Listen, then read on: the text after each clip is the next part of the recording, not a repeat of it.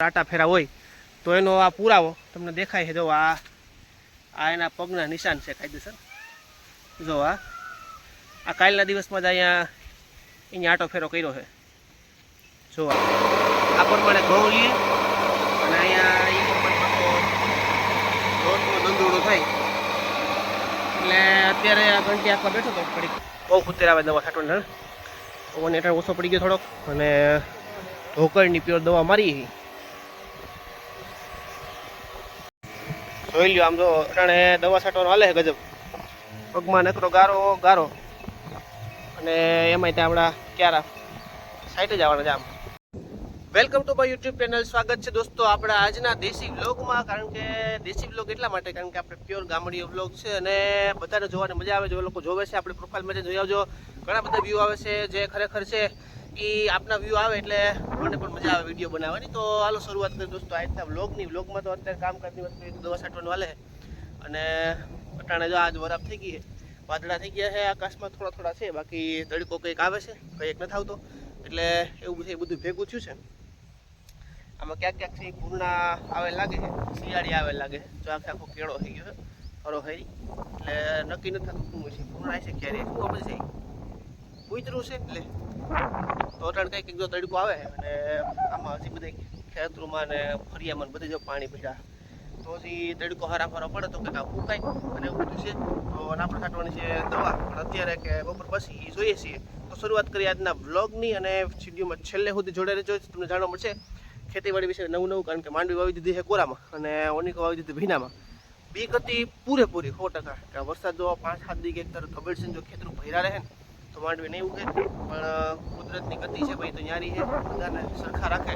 તો આવી રીતે વરસાદ રોકાઈ ગયો એને કારણે હવે માંડવી ઉગવાની પૂરેપૂરી શક્યતા છે. ખરેખર ઉગી જાય. અને હાલો શરૂઆત કરીએ તો વ્લોગની વિડીયોમાં છેલ્લે સુધી જોડે જોઈએ. તમને જાણવા મળશે ખેતીવાડી વિશે કંઈક છે નવું.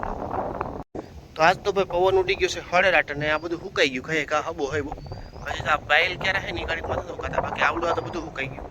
અને માંડવી ક્યાંક દેખાય છે ઓલા કાઢતી હોય કડકો લાવે. હવે 1-2 દિવસમાં ખબર પડે કેવો ઉગાવો લેશે. કોની કરાલે છે દવા છાંટવાનું અને મારે બપોર કેડે દવા છાંટવાની છે.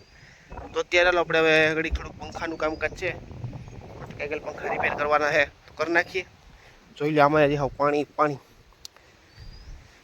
બધા કામ ભેગા થાય કાંઈ. હાલો હાલીએ વાળી સારા અને પંખોનું રિપેરિંગ છે એ કરી નાખવી, પછી આગળ જોઈએ. બપોર થઈ ગયા હતા તો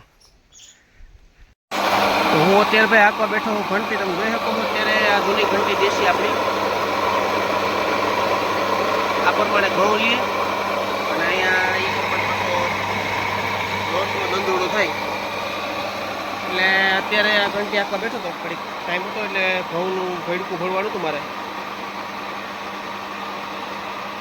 તો જો અત્યારે છે ને ધીરે ધીરે ઘઉં ઉયરા છે અને અહીં આવે છે રોટની ટીનવાળી ઝીણી ત્યાં ઘઉં જાય છે.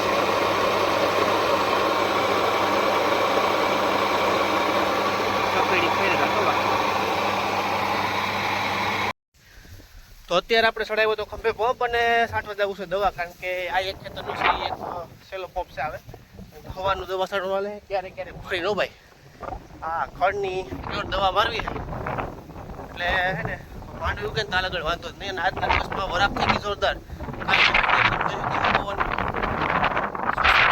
પવન હાલો આ પંપ લઈને છાંટીએ પછી ઓલા ખેતર મરી ગયા. કારણ કે સોયા ને બધું લીલકાઈ ગયું, બધું ભૂકા બોલે દે બહાર નાખશે.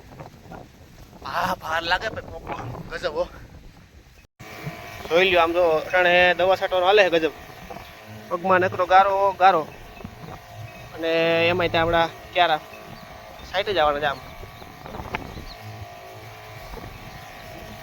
આમ જો આમ જો આવી રીતે છે ને પગલા થઈ ગયા. જે ક્યારે આમ સાઈડ મેં દવાઈ ક્યારે દોસ્તો જે આપણે કાલે જ વાત કરતા હતા કે આ બગીચામાં દીપડાના અવારનવાર આટા ફેરા હોય તો એનો આ પુરાવો તમને દેખાય છે. જો આ એના પગના નિશાન છે કાયદેસર. જો આ કાલના દિવસમાં જ અહીંયા આટો ફેરો કર્યો છે.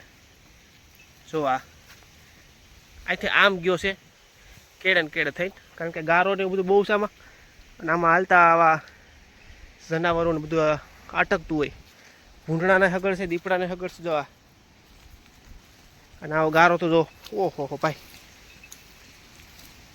ખૂઈતે જાય આખા. અને એમાં ત્યાંમાં દીપડાના હગડ અહીંથી આખા આખો હાઈલો ગયો જોઈ. જાવડા બધા હગડ જ છે. રાતે એ દીપડા અટકે સારું, ભૂંડણા ભૂંડણાનું આ બીજું. તો હાલો ભાઈ પાછું સાટું કર્યું સાટવાનું દવા એક પોરો ખાઈને અને ધીરે ધીરે જો 2 ફુવાર હાલે એક જ ધારા. કારણ કે અત્યારે ભીનું બહુ છે ગજબ. અને આમાં જો ફાઈડ બોલો ફુવારાની પર બહુ કુતેર આવે દવા છાંટવાની. પવન એટલે ઓછો પડી ગયો થોડોક અને ઢોકળની પ્યોર દવા મારી. ભીનું હાવ ગારો ગારો છે પગ તો મારણા મારી.